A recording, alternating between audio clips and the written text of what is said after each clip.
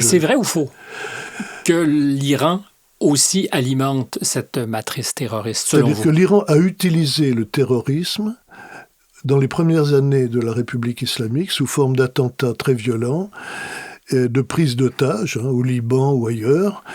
Et ils ont utilisé, ils cherchent même à intervenir encore ces dernières années en Europe pour neutraliser leurs ennemis. Ils ont envoyé des agents pour supprimer physiquement. Il y a eu Chapour Bartiad, mais il y en a eu beaucoup d'autres. Et c'était, disons, les méthodes violentes pour s'affirmer comme étant des gens qui ne reculent devant rien. L'Iran aujourd'hui est craint par les Israéliens parce que peut-être que l'Iran a un peu la même froideur et le même cynisme que les Israéliens. Quand ils ont décidé de faire une opération, peut-être qu'ils sont capables d'aller très loin.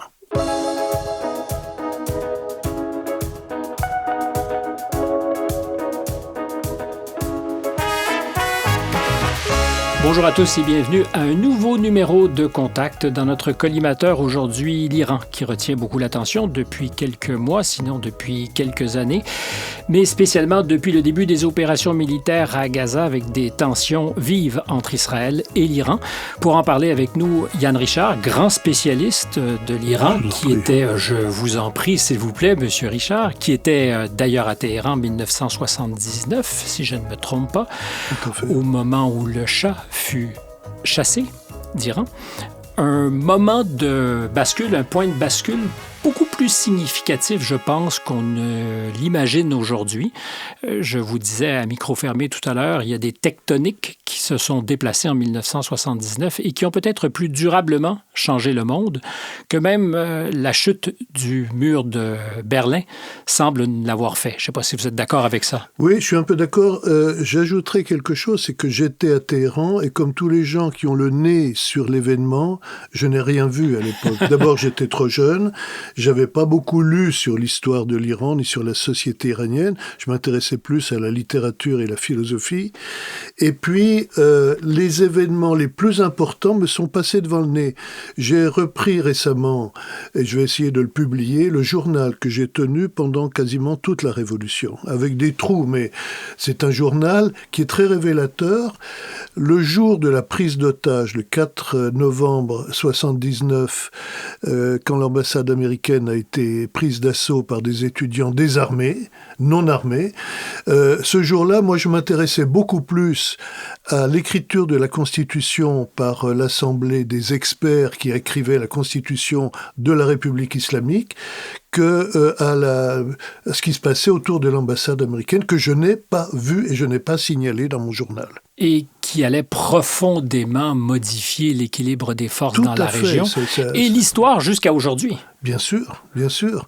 L'Iran est devenu un pays de résistance anti-américaine, un peu comme Cuba, disons, mais dans cette région du monde, il n'y avait pas eu de claquement de porte aussi violent que ce qui s'est passé en 1979 à Téhéran. Avec des moyens très différents de ceux de Cuba, c'est-à-dire que l'Iran, c'est une puissance régionale importante. Des moyens différents et en plus aussi idéologiquement, Cuba se fait avec le soutien soviétique alors que la révolution iranienne était un peu comme les Américains sur la défensive par rapport à une éventuelle invasion de troupes soviétiques.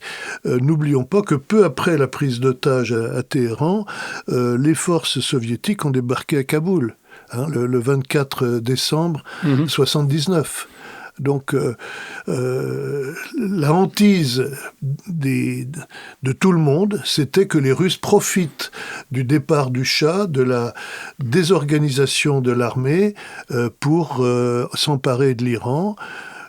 Ils avaient déjà essayé de grignoter en 1946, mais là, ils auraient pu se servir de l'Iran pour aller jusqu'aux rives du Golfe Persique et perturber l'acheminement des hydrocarbures vers les pays industrialisés. Ça aurait été, disons, stratégiquement quelque chose de beaucoup plus intéressant pour eux que la prise de Kaboul, qui était une stupidité. Alors, comment expliquer ce mauvais calcul?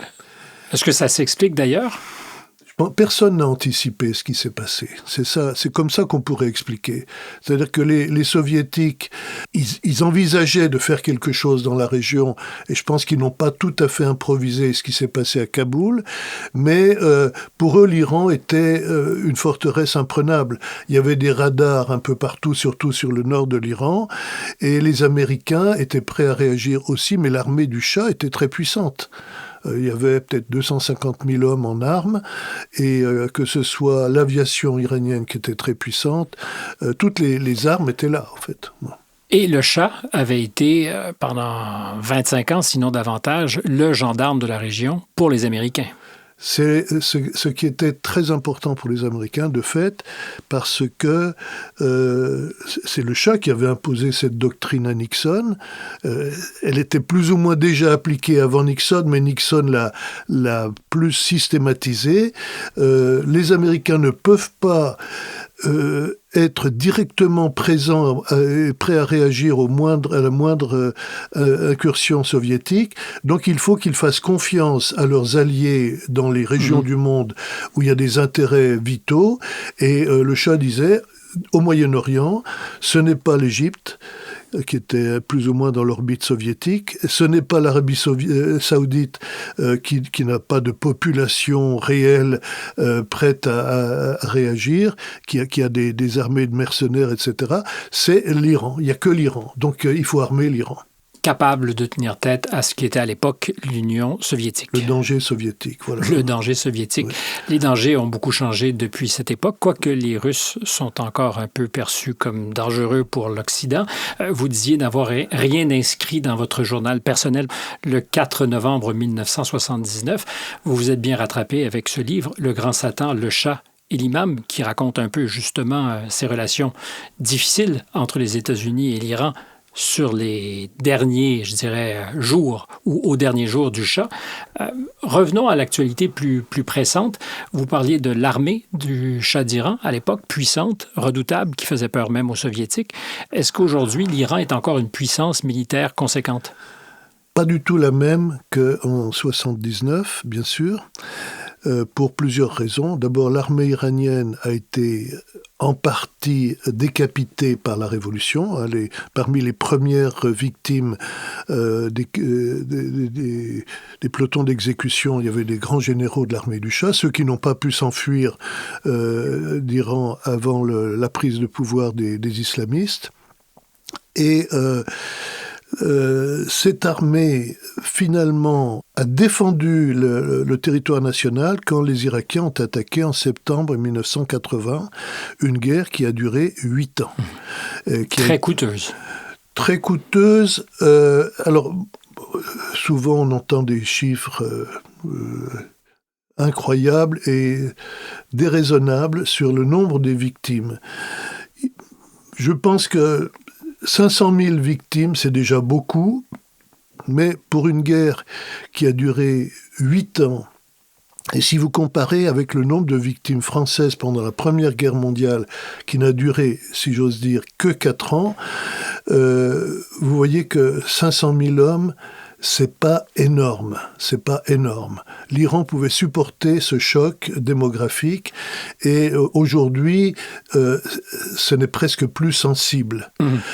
Par contre, beaucoup d'avions iraniens qui manquaient de pièces détachées n'existent plus et la flotte n'a pas été renouvelée. C'est-à-dire que les Américains ne vendaient plus d'avions aux Iraniens et donc l'Iran aujourd'hui a pratiquement repart à zéro concernant ses forces aériennes.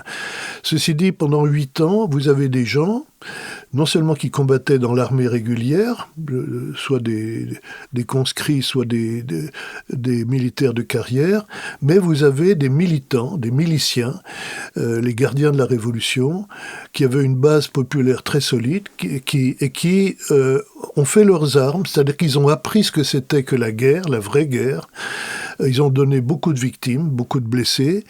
Et logiquement, c'est eux qui ont un droit sur la nation iranienne aujourd'hui parce que c'est eux qui se sont sacrifiés. Ce ne sont pas les bourgeois iraniens qui trouvaient tous les moyens pour partir à l'étranger et échapper évidemment à la conscription ou à l'effort de guerre. Je ne veux pas dire du mal des gens qui ont cherché à sauver leur vie, mais il faut reconnaître que ceux qui étaient sur le front, que ce soit les gardiens de la Révolution ou les Bassidji, qui est une milice beaucoup plus populaire et plus informe, c'est des gens qui aujourd'hui, disons après la guerre, ils ont demandé qu'on leur donne des avantages pour leurs études, pour se réinstaller, pour avoir des prothèses, pour avoir des chaises roulantes, etc., pour ceux qui étaient blessés, et aussi des avantages sociaux. L'armée des gardiens de la Révolution aujourd'hui est le véritable encadrement militaire et policier du régime de la République islamique. Mais justement, aujourd'hui, cette armée est-elle capable à même de mener des opérations à grande échelle quand on voit qu'en ce moment, il y a des rumeurs de possibles conflits directs entre l'Iran et Israël? Après l'attaque contre l'ambassade iranienne à Damas, les Iraniens ont promis une réponse. Alors, elle pourrait être proportionnée, s'attaquer peut-être à des actifs israéliens, mais s'il fallait qu'on décide d'un conflit plus généralisé, est-ce que l'Iran a les reins assez solides, selon vous? Alors d'abord, je constate qu'il y a des militaires iraniens en Syrie et Bachar al-Assad peut remercier les Iraniens d'avoir défendu son régime qui était vraiment chancelant à partir de 2011. Ça veut dire que c'est déjà une position de force des Iraniens, même si ils agissent plutôt comme un empire que comme une force d'intervention ponctuelle. Ils exercent sur la Syrie une tutelle qui est constante et permanente et structurelle aujourd'hui. Déjà, c'est un point qui marque la puissance de l'Iran. Les empires, souvent, utilisent des recrues locales, des proxys pour mener les guerres qui leur sont utiles. Et dans les forces qui combattent pour l'Iran en Syrie, par exemple, on sait qu'il y a beaucoup d'Afghans qui achètent leur droit de séjourner en Iran quand ils veulent échapper aux talibans de leur pays. Ils achètent leur droit simplement en acceptant d'aller combattre dans les milices pour l'Iran, en Syrie, jusqu'aux rives de la Méditerranée. Et pour le Yémen, c'est un peu différent, mais on voit très bien à quel point les Iraniens sont capables d'utiliser des populations de langue arabe, d'islam sunnite, qui ne sont pas a priori des alliés immédiats comme les chiites d'Irak par exemple, qui sont plus portés à se solidariser avec l'Iran. Les Iraniens sont capables d'utiliser ces populations pour leur stratégie. Alors seront-ils capables de mener une guerre ouverte contre Israël qui est suréquipée, qui a l'arme nucléaire, et une aviation extrêmement redoutable. Une aviation redoutable dont ils ont fait la preuve, c'était il y a déjà quand même bientôt plus de 40 ans, quand ils ont détruit le réacteur aux Irak près de Bagdad. Aucune défense aérienne irakienne n'aurait été capable d'arrêter cette incursion des forces israéliennes. Alors, avec une grande différence, c'est que d'abord l'Iran est plus loin que l'Irak. Bon, ils peuvent être ravitaillés par les Américains au Golfe Persique, mais quand même, pour intervenir aussi loin, il faut être sûr de soi. Et les installations stratégiques, que ce soit nucléaires ou non nucléaires en Iran, sont dispersées sur un très vaste territoire où il est moins facile de réduire à néant l'opposition des forces locales. Que représente le Hamas pour l'Iran? Parce que, a priori, il n'y aurait pas tant de lien entre une organisation sunnite, le Hamas, et l'Iran. Idéologiquement, il y a un fossé immense entre les deux. il est clair qu'entre Iran et Israël, il y a eu l'instrumentalisation d'un conflit, le conflit palestinien, et du soi-disant danger de l'Iran pour Israël, une instrumentalisation des deux côtés. C'est-à-dire que les Iraniens ont voulu montrer au reste du monde musulman, majorité sunnite, et notamment aux Arabes de la région, ils ont voulu montrer que les meilleurs défenseurs de la cause palestinienne, ce n'était pas la Syrie, ce n'était pas l'Égypte, ce n'était pas l'Arabie saoudite, c'était eux. Et déjà, ça, c'est quelque chose qui est fondamental. Et c'est pas totalement faux non plus. C'est pas faux non plus. Inversement, par exemple, quand il y a eu des conflits au Caucase où les Russes avaient déjà une politique d'intervention et d'envahissement, je pense à la Tchétchénie, il y a quand même eu 2 guerres en Tchétchénie, la capitale Grozny a été réduite en cendres, un peu comme les villes de la bande de Gaza aujourd'hui, réduite à néant.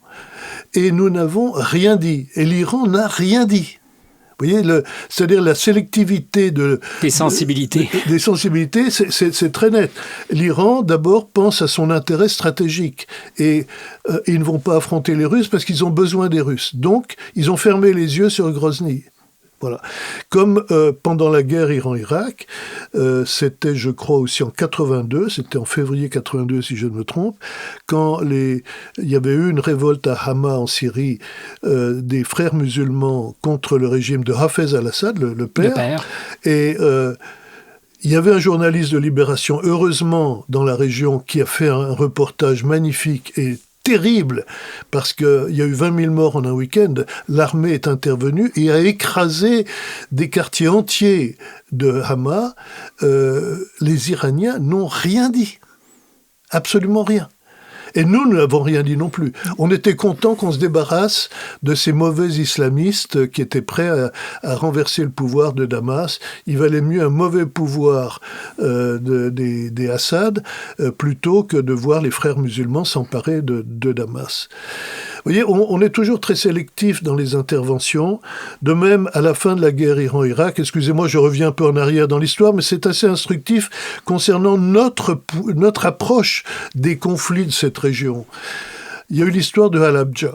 Saddam Hussein a envoyé ses avions pour bombarder avec des gaz toxiques les populations frontalières du Kurdistan.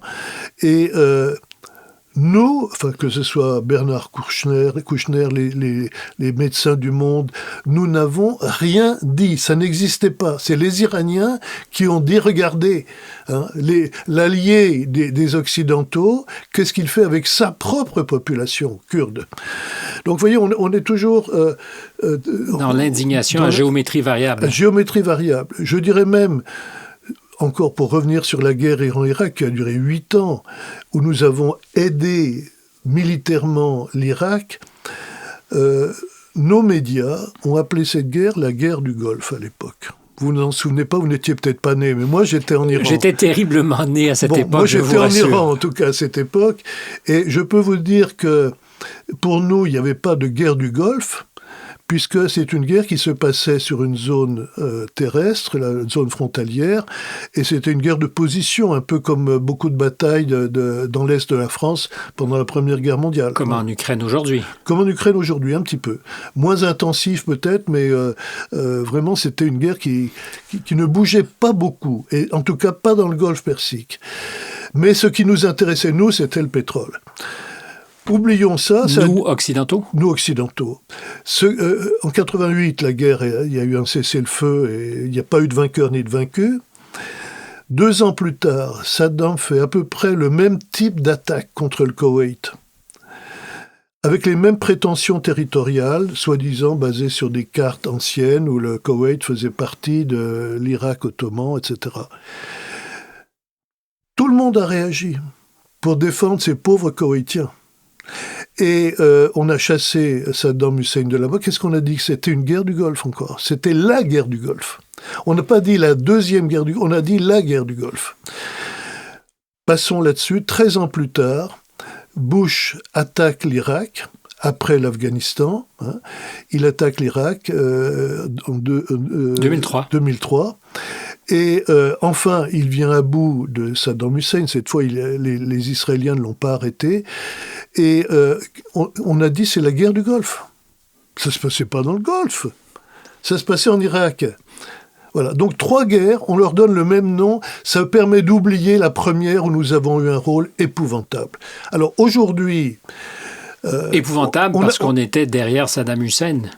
On était derrière Saddam Hussein où on souhaitait la chute de la République islamique, l'écrasement. Alors, permettez-moi justement de faire une parenthèse là-dessus. Cette République islamique, d'abord, c'est peut-être la première, si on exclut le Pakistan pendant 2 ans, 1 an et demi, pas très longtemps. Le Pakistan a toujours le nom de République islamique. Oui, mais le réel projet de révolution islamique et de République islamique, ça reste assez courtement dans l'histoire inscrit, non? Oui, ça n'existe pas. Disons, islamique, c'est un prétexte parce qu'il y avait la partition avec l'Inde qui est une catastrophe, etc. Bon. Donc, la révolution iranienne marque les esprits parce qu'elle est unique et différente. Elle est unique et différente. Elle a un nouveau projet de société auquel, en principe, on invite aussi les sunnites. En réalité, c'est devenu très sectaire très vite et les pays de la région, pays musulmans de la région, ont été beaucoup moins attirés par cette république repoussée. C'est-à-dire que dans la guerre Iran-Irak, pendant les 8 ans de la guerre, il n'y a que la Syrie qui s'est solidarisée avec l'Iran. Et en raison non pas d'une sympathie pour l'Iran, mais surtout d'une hostilité à Saddam Hussein. Donc, effectivement... Les ennemis de mes ennemis sont mes amis. Voilà. Et cette République islamique, en fait, a déstabilisé, pas seulement à cause du départ des Américains, mais aussi parce que tout d'un coup, il y a eu un creux, il y a eu un vide. Enfin, les Soviétiques étaient à Kaboul. Il y a eu l'attaque de la grande mosquée de la Mecque, qui a été un traumatisme pour le monde musulman. Hein, il y a eu beaucoup de morts. Et puis, il y a eu toutes les guerres qu'il y a eu après. Il y a eu pratiquement toute la région était à feu et à sang, au Caucase. Et puis, à partir de... Alors, il y a eu l'Irak, il y a eu l'Afghanistan.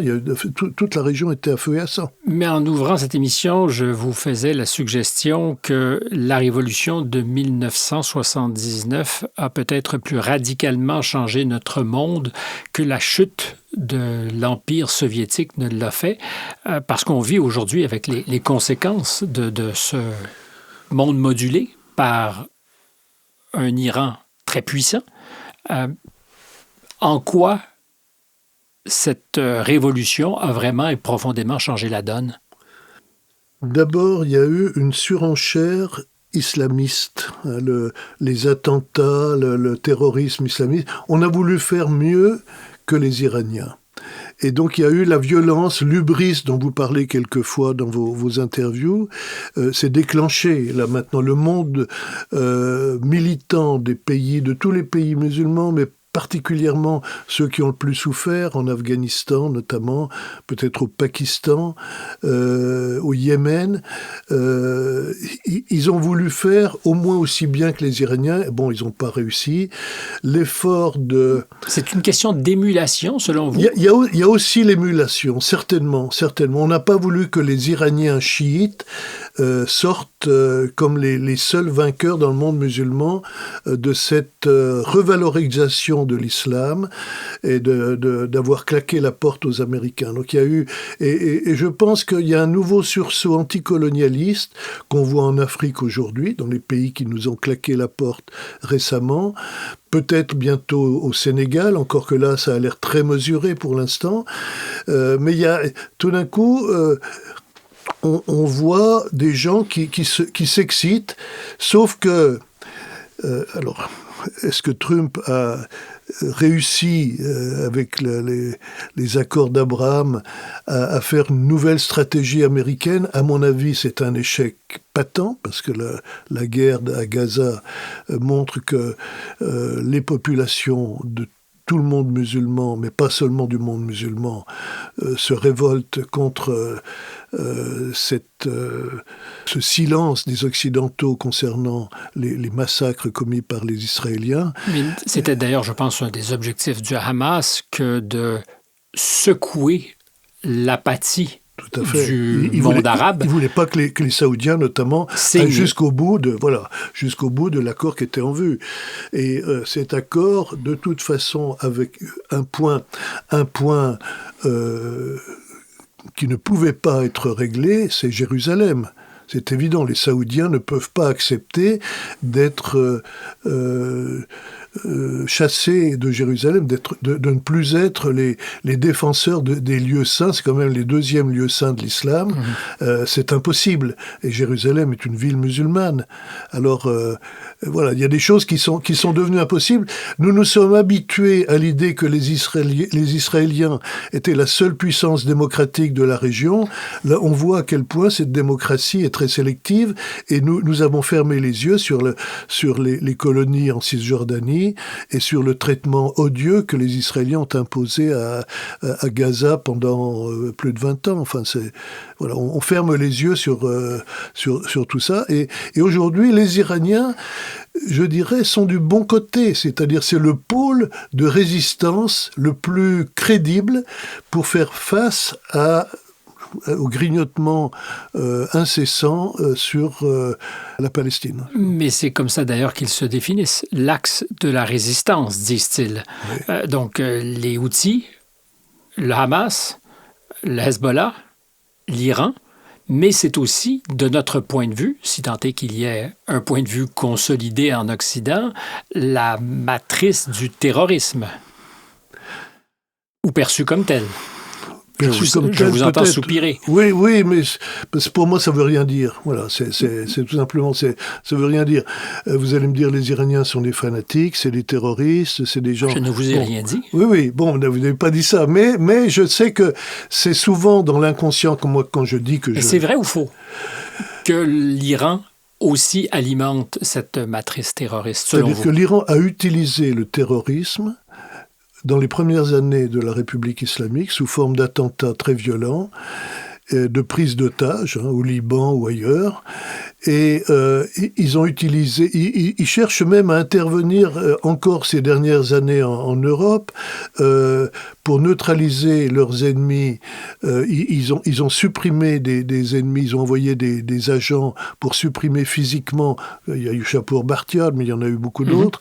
Et c'était, disons, les méthodes violentes pour s'affirmer comme étant des gens qui ne reculent devant rien. Je pense que l'Iran aujourd'hui est craint par les Israéliens parce que peut-être que l'Iran a un peu la même froideur et le même cynisme que les Israéliens. Quand ils ont décidé de faire une opération, peut-être qu'ils sont capables d'aller très loin. Jusqu'au bout. Jusqu'au bout, voilà. Je dirais même que...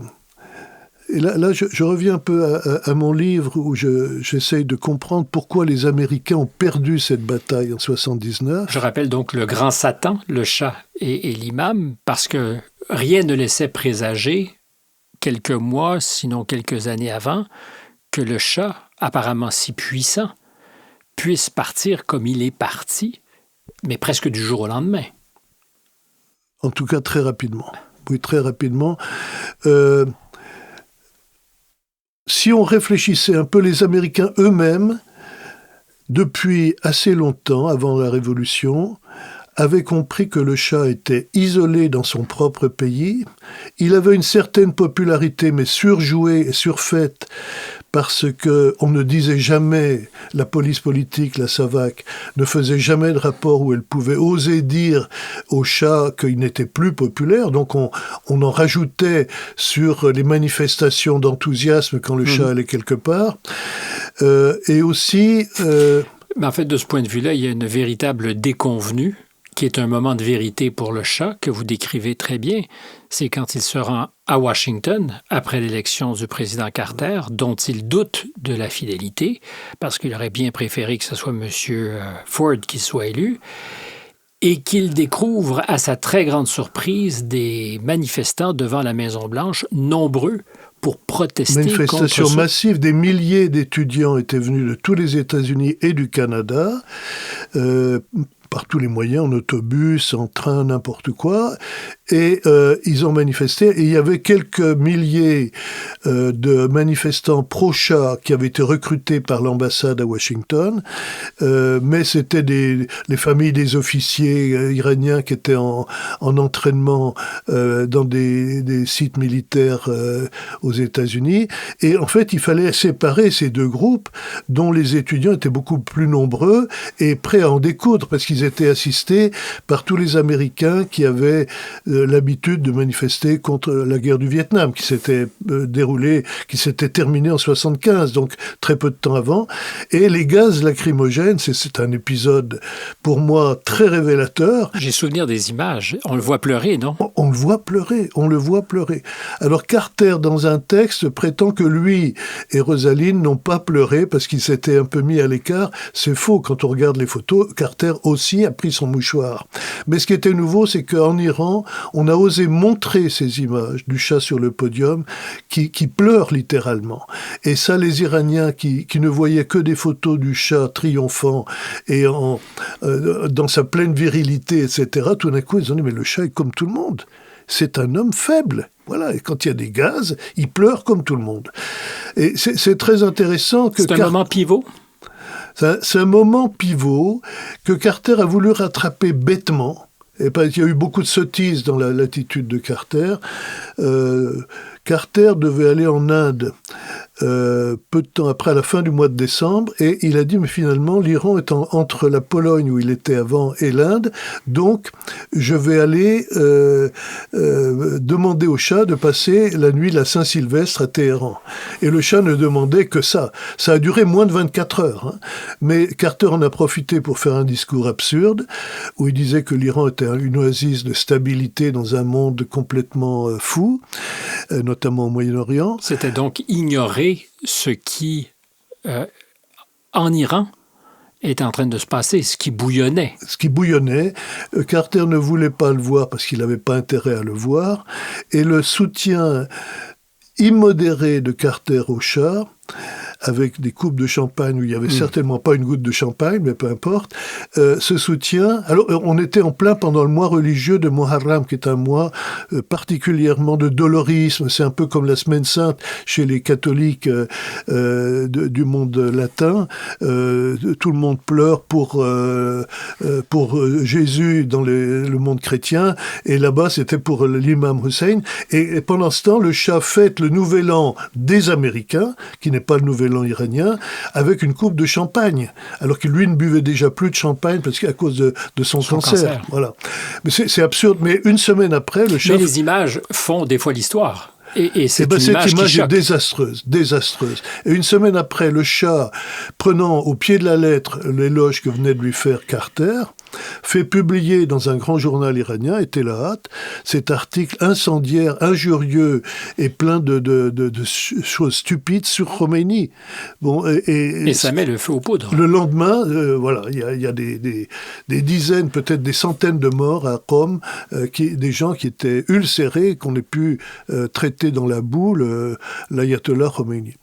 Ce que je voulais dire aussi, c'est que nous sommes dans une époque de déclin spectaculaire de la puissance américaine.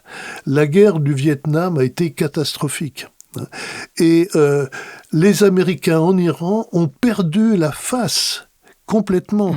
Non pas militairement, mais ils se sont crispés sur cette histoire de prise d'otages. Bon, d'abord, ils avaient perdu une position stratégique extrêmement importante contre l'Union soviétique, mais là, en plus, ils sont incapables de gérer la prise d'otages et ils en font une affaire de la une des journaux américains pendant 444 jours. Et plus encore, la débâcle de cette opération organisée par les forces spéciales américaines ne fait que renforcer cette image d'un géant au pied d'argile. Exactement, qui sombrait lamentablement. J'interromps l'écoute de l'émission pour quelques secondes. C'est une promesse pour vous rappeler une fois encore de vous abonner à notre chaîne. Si ce n'est pas encore fait, ça fait toute la différence au monde. De nous aimer aussi, de nous liker. Les algorithmes nous ont à l'œil et vous pouvez faire la différence. Vous pouvez aussi nous suivre sur tous nos réseaux sociaux. Alors, je suis tenté de faire un parallèle avec le monde d'aujourd'hui. Si les Américains étaient ignorants de ce qui bouillonnait, et si même le Shah était ignorant de ce que, dans son propre pays, il était contesté et beaucoup plus fragile qu'il ne l'imaginait, est-ce que la République islamique d'aujourd'hui, comme on nous le dit à l'occasion, est menacée d'implosion ou est-elle beaucoup plus organiquement appuyée que n'était le régime du Shah? C'est difficile de répondre à cette question. Parce que vous êtes conscient qu'on nous dit, je m'excuse de vous interrompre, mais on nous dit depuis 10 ans. Depuis 2009, on nous promet que c'est la fin. Voilà. Bon. Et les médias occidentaux s'engouffrent immédiatement chaque fois qu'il y a des manifestations qui montrent le mécontentement de la population iranienne et le peu de popularité que les dirigeants de la République islamique ont dans leur propre population. Mais d'abord, il y a quelque chose qu'il faut bien avoir en tête, c'est que les régimes autoritaires et, on pourrait dire dictatoriaux, ça ne veut pas dire grand-chose, mais disons les régimes totalitaires refusent de voir l'information, quelquefois. Le Shah ne voulait entendre que les éloges, que les compliments, et il ne pouvait pas s'imaginer une seconde qu'il y a des gens qui ne voulaient plus de lui. Bon, il y a un ambassadeur iranien qui avait fait une très belle carrière, notamment dans les pays arabes, qui était en retraite, et je me souviens, après la Révolution, je l'avais rencontré, il me racontait que en 77, au moment où Carter arrivait au pouvoir à Washington, lui était allé au sud de Téhéran, près du mausolée de Abdolazim, où était enterré son propre père, et il était allé très tôt le matin, vers 5 heures du matin, pour éviter les embouteillages, parce que Téhéran est une ville épouvantable du point de vue des embouteillages, et donc il a prié sur la tombe de son père, et puis il a entendu des gens autour qui venaient en pèlerinage, mais qui venaient aussi peut-être sur la tombe de leurs proches, et qui murmuraient des choses. Alors il s'est approché, et il a entendu « Mark Barsha, Mark Barsha, Mark Barsha ». Mort au Shah, mort au Shah, mort au Shah. C'est-à-dire que l'opposition sourde qui montait des tripes, que les gens ne disaient pas dans la rue parce qu'ils se seraient fait immédiatement arrêter, mais cette opposition, elle sortait viscéralement, et il y a des gens qui voulaient vraiment en découdre avec ce régime. Alors je vous pose la question, aujourd'hui, parce que c'est aussi une dictature, est-ce que monsieur, alors je ne prononcerai pas correctement, Khomeini est menacé ou serait menacé comme l'était le Shah? Non. Non, il n'est pas menacé de la même manière, parce que d'abord, il a les gardiens de la Révolution qui le protègent. Il y a des intérêts mutuels. Lui a intérêt à garder cette milice comme soutien structurel de son régime. Mais on parle de 150 000, 200 000 miliciens pour une population c'est une armée. Mais 88 millions d'habitants? Mais écoutez, c'est des gens qui ont une insertion locale très forte. Lisez le livre de mon collègue Dudoignon. Vous verrez, c'est prodigieux. Ils ont une insertion locale. C'est pas comme une armée où les gens interviennent à tout point du territoire, etc. Ils sont d'abord issus de leur terreau, de leur quartier, de leur région, de leur village. Et ils ont une insertion populaire, même si le régime qu'ils défendent a perdu sa popularité. Il y a cette milice qui est extrêmement forte, qui est très, très, très bien armée parce que ils ont des intérêts économiques extrêmement puissants, le pétrole, le nucléaire, toutes les voies de communication, les autoroutes, les chemins de fer, les avions, les aéroports. Et la drogue, c'est sérieux parce qu'on dit il y aurait une économie illicite contrôlée par justement ces gardiens de la Révolution. Ils font du trafic quand ils sont aux frontières, mais ça, si vous voulez, ça existe partout, même en France. Hein, c'est pas, vous avez les trafics de cigarettes, ça paraît ridicule, hein, mais bon, ça existe. Et la drogue, hélas, nos ports sont pleins de containers qui viennent notamment d'Amérique du Sud, où il y a de la drogue. Non, c'est pas. Mais donc le régime iranien n'est pas un narco-régime, quoi. Non, je pense pas. Ils ont d'autres choses, d'autres sources de revenus. Le pétrole, parce qu'ils en extraient beaucoup moins qu'avant. Les Iraniens consomment une grande partie de ce qu'ils extraient, et ils en vendent, mais pas avec des dollars. C'est du troc avec la Chine, notamment avec l'Inde. Donc les sanctions américaines... Ça les touche, mais beaucoup moins que ce qu'on pourrait croire. Et les Russes, quand ils ont été sous sanctions depuis l'attaque en Ukraine, ils ont demandé aux Iraniens comment vous faites pour exporter votre pétrole. Et les Iraniens ont expliqué, mais vous avez un conteneur en plein océan, tout d'un coup, il porte un autre nom, il a un autre port d'attache, etc. Et c'est un autre bateau, donc on ne peut pas lui refuser l'accès au port. Voilà. Donc ils ont des tas de... Ils exportent du pétrole par l'Irak. L'Irak n'est pas sous embargo actuellement. Donc, si vous voulez, l'Iran n'est pas un pays affamé, appauvri. Alors, la population est appauvrie, il y a beaucoup d'inflation, il y a une économie qui est très déséquilibrée. Ceci dit, comme on ne peut plus acheter avec des dollars tout ce qu'on veut, comme on faisait par exemple du temps du Shah, où la monnaie iranienne était très forte, on pouvait l'échanger dans des banques en France, n'importe quelle banque, vous prenez des rials. Aujourd'hui, c'est plus le cas, et du coup, l'industrie locale marche autant qu'elle peut. Et quand ils peuvent vendre des choses à l'étranger, ça marche. Même des fruits ou des choses qui ne sont pas industrielles. Donc, le régime repose sur la présence d'un appareil sécuritaire redoutable, disons-le, la peur en partie, oui. L'élimination des opposants. L'an dernier, je pense, plus de 800 exécutions. C'est terrible, c'est terrible. Et toujours publiquement fait, pour qu'on mesure bien le danger. Donc, c'est la peur qui est garant là-bas du régime? Ce qui est garant du régime, c'est les alliances étrangères.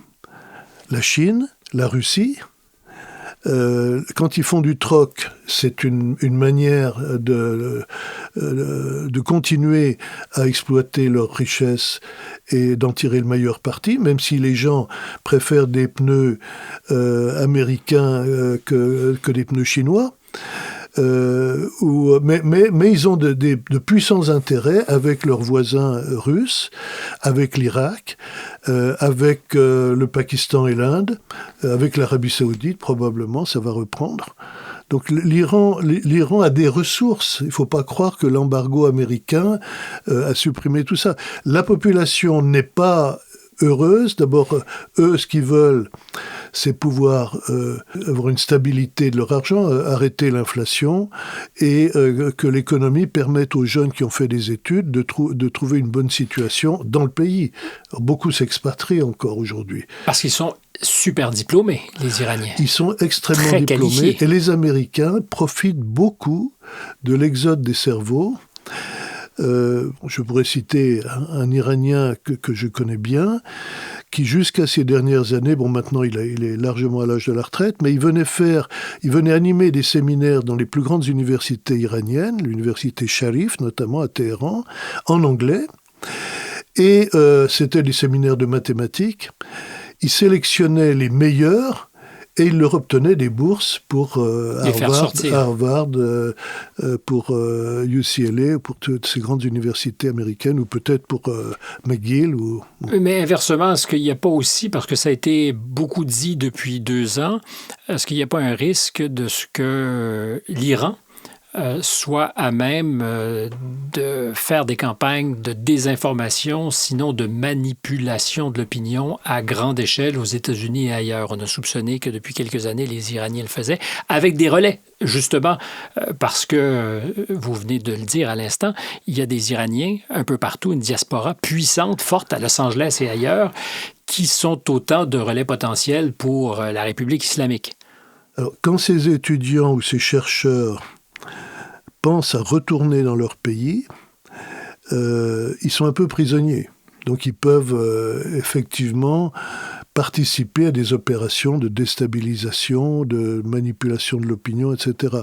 Mais la plupart, quand ils arrivent aux États-Unis, dans les laboratoires où ils ont tous les moyens dont ils pouvaient rêver, et ils peuvent rapidement monter les échelons et devenir des personnalités importantes, on a des prix en mathématiques ou dans les laboratoires de physique, de pharmacie ou d'autres, où les Iraniens sont sont des gens extrêmement brillants et ils arrivent au meilleur poste.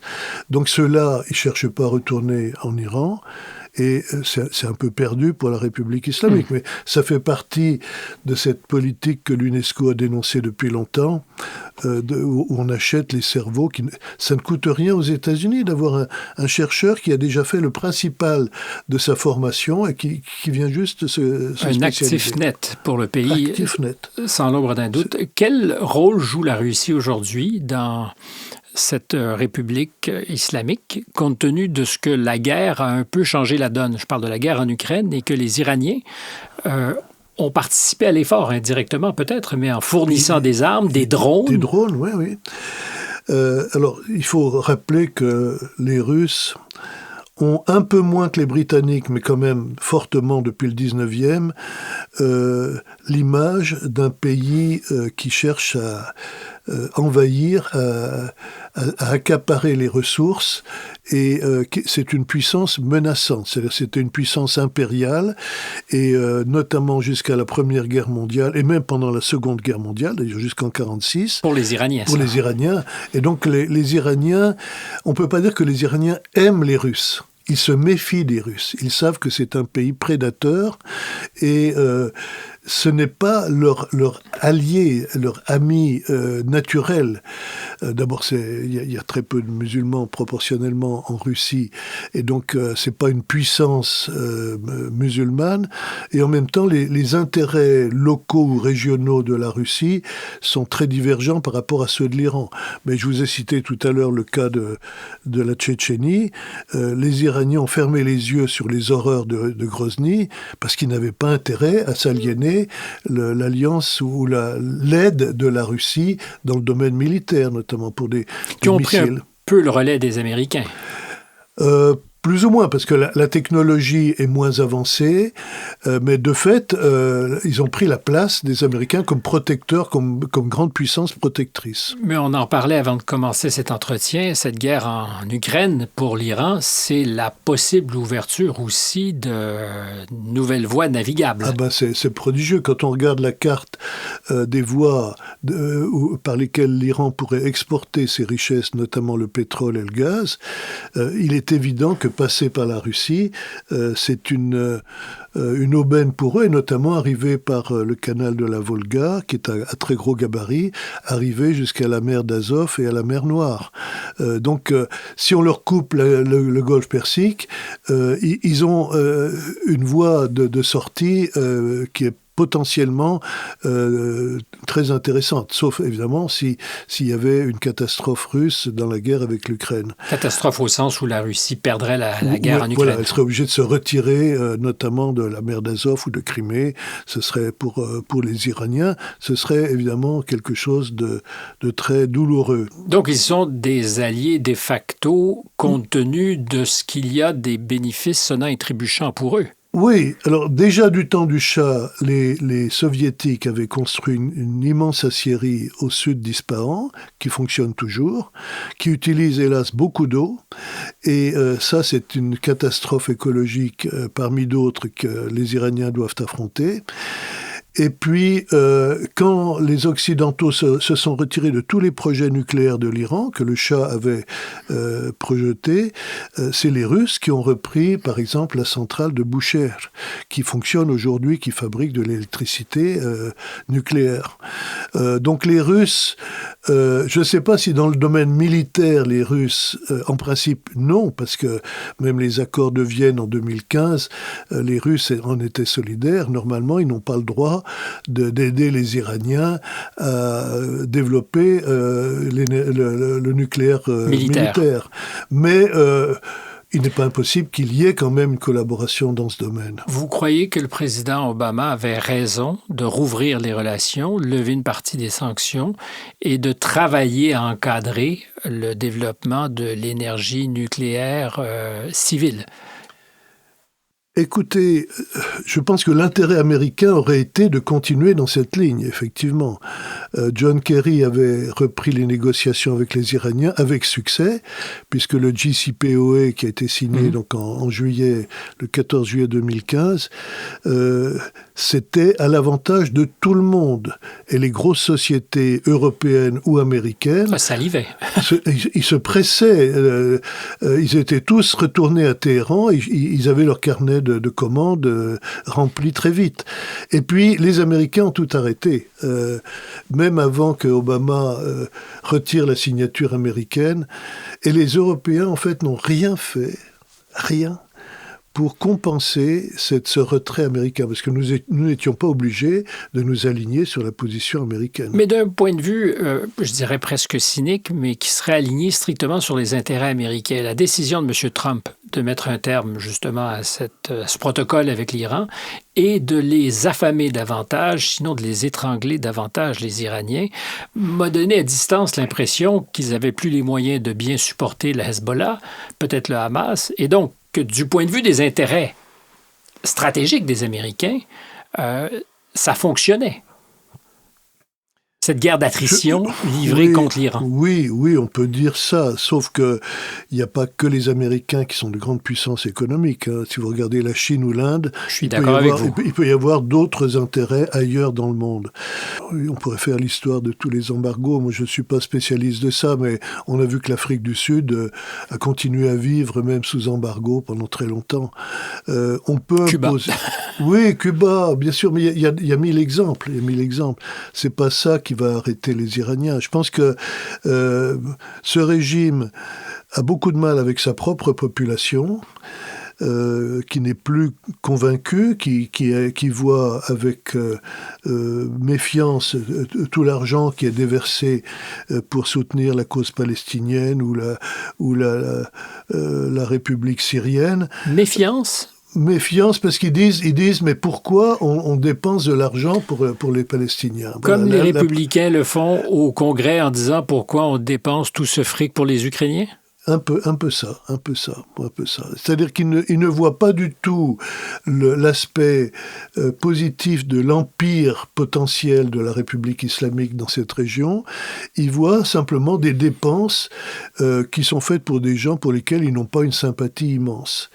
N'oublions pas que les Iraniens... Alors, il y a eu de l'antisémitisme en Iran depuis des siècles, c'est pas nouveau, mais peut-être beaucoup moins que dans les pays arabes. Et en tout cas, après la création de l'État d'Israël, l'Iran a été un des pays qui a le plus collaboré avec Israël. Et qui souhaitait d'ailleurs le renforcement de la puissance économique d'Israël, ne serait-ce que, et peut-être militaire aussi, je ne sais pas, pour affaiblir les pays arabes de la région et pour avoir sa place dans une stratégie occidentale. Oui, parce qu'aujourd'hui, c'est plus le cas. Voilà, mais on oublie souvent, évidemment, que les Perses ne sont pas arabes. Ils ne sont pas arabes du tout. Non, pas du tout. Ils sont plutôt anti-arabes. Et qu'il y a même, je dirais, une méfiance très grande. Très grande méfiance. Alors, je repose la question que je vous posais tout à l'heure sur les assises de cette République islamique. Il y a 2 ans, quand on a vu les femmes se révolter, les femmes auxquelles on impose le voile, encore une fois, c'était apparemment une ouverture où on disait peut-être qu'il y a quelque chose qui va faire vaciller la République et que c'est le début d'un vaste mouvement. Or, ce n'est pas arrivé. Parce que la peur l'emporte, parce que la puissance répressive l'emporte, ou parce qu'on adhère au projet? On n'adhère pas, mais il y a un peu toutes les raisons imaginables. Je pense d'abord que les médias occidentaux se sont rués sur cette question des femmes. Ça nous paraît un droit inaliénable des femmes de sortir en cheveux dans la rue. Je suis désolé, mais même... Dans mon village de Bourgogne, il y a 50 ans, les femmes mettaient un fichu pour sortir dans la rue. Et elles ne seraient jamais allées à l'église en cheveux. Bon, les mœurs changent. Et je dirais, en Iran comme dans d'autres pays, une femme qui a fait des études, qui est devenue enseignante à tous les niveaux, école, lycée, université, qui est devenue ingénieure, qui est devenue médecin, chercheuse, cette femme ne peut pas accepter qu'un milicien animé de bonnes intentions ou de mauvaises intentions, peu importe, lui fasse des remarques dans la rue. Madame, enlevez votre rouge à lèvres ou mettez votre foulard pour couvrir vos cheveux. C'est insupportable. Ah, voilà. Mais il y a une police des mœurs qui agit. Et qui oui, est extraordinairement répressive. Qui réprime violemment.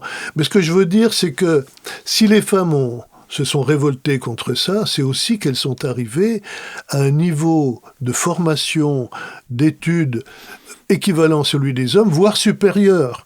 Et donc, je sais que je vais faire bondir mes amis iraniens s'il y en a qui regardent cette interview plus tard, mais peu importe, c'est au crédit de la République islamique d'avoir ouvert les écoles largement, en partie parce que les filles étaient séparées des garçons et parce que les filles étaient couvertes. Les familles ne pouvaient plus les retenir pour des règles de morale traditionnelle absurdes qui malheureusement ont cours dans beaucoup de pays. Mais c'est un vrai paradoxe parce que si d'un côté on forme et on donne aux femmes du pays les moyens de l'éducation, et que de l'autre côté, on les enferme dans des cul-de-sac où elles ne peuvent s'élever dans la société et où on leur demande de se tenir n'exagérons rien. L'Arabie saoudite, on a... Je suis en train d'exagérer en disant ça? Oui, parce que c'est cul-de-sac, je ne sais pas ce que vous voulez dire par là. C'est qu'on les enferme dans des sacs, c'est ça que vous voulez dire? Non, du tout. Non, je parle de cul-de-sac politique. C'est-à-dire que est-ce qu'il est possible d'aspirer aux plus hauts échelons de la vie politique? Pas comme président de la République, apparemment. Mais comme ministre, oui. Comme député, oui, bien sûr. Sauf qu'ils sont très en retard pour l'égalité des chances, etc. Nous, occidentaux, où les femmes ont depuis 70 ans à peu près le droit de vote, mais pour moi, ça ressemble un peu à un cul-de-sac. Si d'un côté, on vous dit vous pouvez être diplômé et médecin, mais qu'en même temps, vous n'avez pas l'égalité des chances... Il y a en tout cas une ouverture 10 fois plus grande que dans la plupart des autres pays musulmans. Et si vous comparez, moi je voulais comparer avec l'Arabie saoudite, peut-être grâce à MBS, maintenant les femmes peuvent sortir avec un simple fichu sur la tête, mais il n'y a pas si longtemps, on voyait que des sacs. En disant grâce à MBS, vous êtes aussi conscient qu'il y en a certains qui vous écoutent. C'est du cynisme, mais je dis ça par cynisme, c'est vrai. Mais il a ouvert la société saoudienne, les femmes peuvent conduire leur voiture. Mais vous vous rendez compte, en Iran, les femmes ont toujours conduit leur voiture. C'est pas... et personne ne s'est étonné de ça. Et moi, ça me paraît beaucoup plus important. Donc, on est très mal informé. On est déformé par nos médias. Cette histoire des femmes, elle est très respectable, mais on a tellement exagéré les campagnes anti-République islamique au sujet des femmes que le régime en tirait des arguments pour dire, regardez, on vous dit que c'est télécommandé depuis l'étranger, ben voilà la preuve. Elle est là la preuve. Regardez toutes ces campagnes, c'est disproportionné. Alors ça dessert les intérêts de la démocratie en Iran? De faire campagne comme ça pour les soutenir? Alors, vous me direz qu'il n'y a aucun enjeu puisque c'est une démocratie. Je ne peux pas répondre à ça. Si vous me parliez des femmes en Afghanistan qui sont véritablement brimées et qui n'ont plus le droit de faire des études, qui n'ont plus le droit de sortir dans la rue, etc., là, je crois qu'il est légitime et même indispensable de dénoncer ça. Mais vous ne pouvez pas dire la même chose des femmes en Iran. Franchement, vous ne pouvez pas. Alors, il y a des droits... Mais je suis avec vous. Et ce que je me pose comme question, c'est jusqu'à quel point nous avons été les idiots utiles d'une espèce de campagne pour nous indigner et créer cette espèce d'opposition en tout à l'Iran. Je crois que nous sommes effectivement, on est victime de déformation et ou désinformation. Déformation ou désinformation? Les deux. Mais je crois que nous sommes persuadés qu'en faisant campagne à fond de caisse pour défendre les femmes iraniennes qui sortent dans la rue, qu'on leur rend service. Non, les femmes sont capables en Iran de protester d'elles-mêmes. C'est pas la peine d'amplifier leur mouvement. Et plus vous les amplifiez depuis les pays occidentaux, plus vous donnez des arguments aux autorités qui briment les femmes en leur imposant le voile. Il y a une aspiration en Iran à, appelons ça pour faire simple, l'occidentalisation. Écoutez, là, il faudrait que vous m'invitiez à une deuxième émission, parce que c'est un sujet très important et très ancien. Depuis les années 1960, vous avez des intellectuels iraniens qui ont dénoncé ce qu'ils appelaient l'ouestification, c'est-à-dire la maladie de l'Occident. Et en persan, c'est Ralbzadeghi. Et il y a eu des colloques internationaux de très haut niveau qui ont été tenus à Téhéran juste avant la Révolution, jusqu'en 77, où des intellectuels français, allemands, américains venaient débattre de la question de savoir si la culture occidentale était assez universelle pour permettre aux Iraniens de s'épanouir et d'arriver à faire fructifier leurs propres valeurs. Eh ben, je vous donne pas la solution parce qu'il n'y a pas de solution à ça. Mais c'est surtout qu'il y a à la clé une espèce de condescendance occidentale, parce que la société iranienne, perse, est une civilisation d'abord riche, ancienne et extraordinairement sophistiquée. Qui sommes-nous pour donner des leçons de civilisation à un peuple aussi ancien? Il y a un peu de ça, non? Tout à fait. Je vois que vous regardiez votre montre. On arrive peut-être à la fin de cet entretien. Non, je voulais simplement m'assurer de ce que nous étions à peu près dans les temps. Mais je vais finir par une boutade, mais qui dit beaucoup de choses. Le premier ami iranien qui m'a attiré vers la culture de son pays, c'était un poète qui avait été mis en prison après le coup d'État contre Mossadegh. Il était communiste, il était officier communiste. Il y avait beaucoup de communistes dans l'armée iranienne. Et après, il a pu retourner en Iran, etc. Et moi, je lui reprochais, on était en plein mois de juillet, il faisait très chaud à Téhéran, il faisait au moins 40 degrés, il mettait un costume et une cravate, et pour aller voir des personnalités, on organisait un événement culturel ensemble, etc. Et je lui dis, mais pourquoi est-ce que les Iraniens mettent un costume et une cravate? C'était du temps du Shah, il n'y a plus de cravate aujourd'hui. Bon, pourquoi est-ce que vous mettez ce costume? Il m'a dit, espèce d'imbécile. Nous avions déjà une cravate et vous étiez encore dans les cavernes. Il voulait me dire, notre civilisation est beaucoup plus ancienne que la vôtre et tu n'as pas de leçon à me donner sur la manière dont je m'habille. Et ça, pour moi, ça a été un déclenchement de toute une réflexion sur l'ancienneté de la culture persane. Et je le vois maintenant, j'essaye de me détacher de l'Iran contemporain pour revenir à mon premier amour, c'est la littérature persane mystique.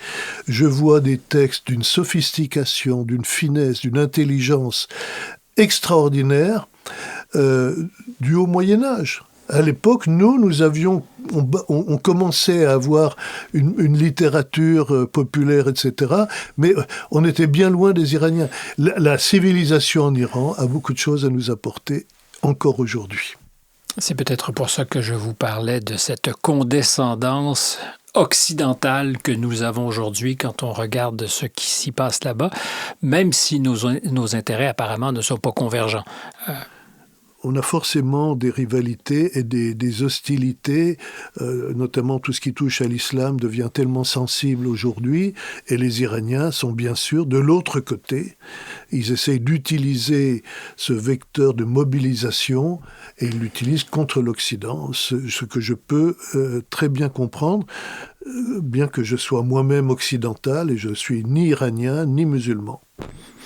Yann Richard, c'était une conversation passionnante. Ceux qui seraient intéressés par ce que vous avez à nous apprendre pourront aussi lire l'Iran de 1800 à nos jours.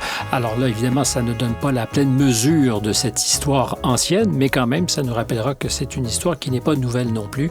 Merci d'avoir participé à Contact aujourd'hui. Merci à vous d'avoir écouté. Si ça vous a plu, s'il vous plaît, partagez, abonnez-vous à notre chaîne, quelle que soit la plateforme de prédilection. Ça fait pour nous une différence. Marianne Grenon était à la recherche de cet épisode. C'est Jeanne Croteau qui fait la réalisation, Stéphane Bureau au microphone. À tous, une excellente semaine. À très bientôt.